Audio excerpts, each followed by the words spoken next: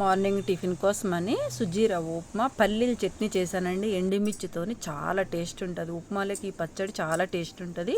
ఒక కప్పు ఉప్మా రవ్వ తీసుకొని ఒక 2 స్పూన్ల ఆయిల్ వేసి మంచిగా సిమ్ములో పెట్టుకొని, రవ్వ ఎంత ఏగితే ఉప్మా అంత రుచి ఉంటుందండి. సిమ్ములో పెట్టుకొని మంచిగా ఈ విధంగా వేయించుకోవాలి. కలర్ వచ్చేంత వరకు మంచిగా వేయించుకోవాలి. అదే కడాయిలో రవ్వ తీసేసిన తర్వాత 2 స్పూన్ల ఆయిల్ వేసుకొని, ఈ పల్లీలు వేపాను కానీ నేను ఉప్మాలో వేయలేదండి, మర్చిపోయాను. మంచిగా వేపి పక్కన తీసుకున్నాను, కానీ ఉప్మాలో వేయడం మర్చిపోయాను. 2 స్పూన్ల ఆయిల్ వేసుకొని కొంచెం శనగపప్పు, కొంచెం ఆవాలు. ఉప్మాలకి ఎప్పుడు జీలకర్ర వేయొద్దండి, టేస్ట్ అనిపించదు. మళ్ళీ పొంగల్లో వాటిల్లో వేసుకోవచ్చు, కానీ ఈ ఉప్మాలకి మాత్రము జీలకర్ర వేయను నేను ఎప్పుడు.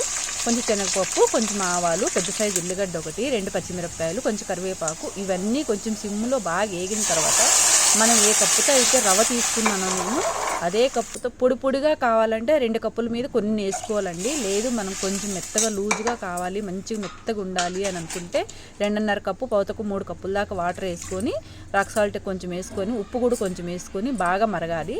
మనం పల్లీల పచ్చడి కోసమని అది మరుగుతూ ఉంటుంది కదా, కొంచెం టైం పడుతుంది అది మరగడానికి.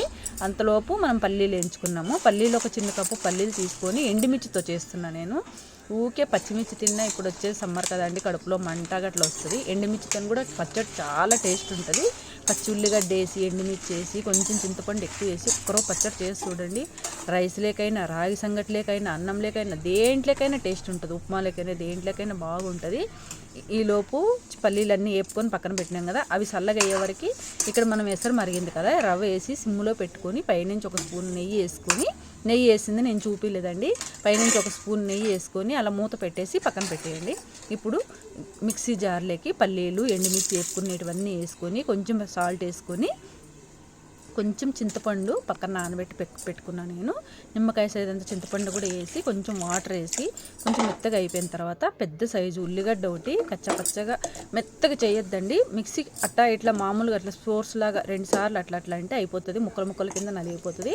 ఈ పచ్చడి అన్నం లేకైనా, రాగి సంగటి లేకైనా, చపాతీ లేకైనా, దేంట్లోకైనా చాలా టేస్ట్ ఉంటుందండి. మనం ఎండుమిర్చి వాడతాం కాబట్టి చాలా టేస్ట్ ఉంటుంది. మూత చూస్తే మంచిగా ఆవిరెక్కి ఉప్మా కూడా సూపర్ వచ్చిందండి, సూపర్. ఈ విధంగా చట్నీలోకి ఈ విధంగా ఉంటే బాగుంటుంది. వేడిగా పెట్టుకొని పల్లీలు చట్నీ వేసుకొని మార్నింగ్ టిఫిన్ ఇలా ట్రై చేసి చూడండి. ఈ చట్నీ 1 డే మొత్తం ఉన్నా కానీ ఖరాబ్ అవ్వదండి, చాలా టేస్ట్ ఉంటుంది. ఒకసారి మీరు కూడా ట్రై చేయండి.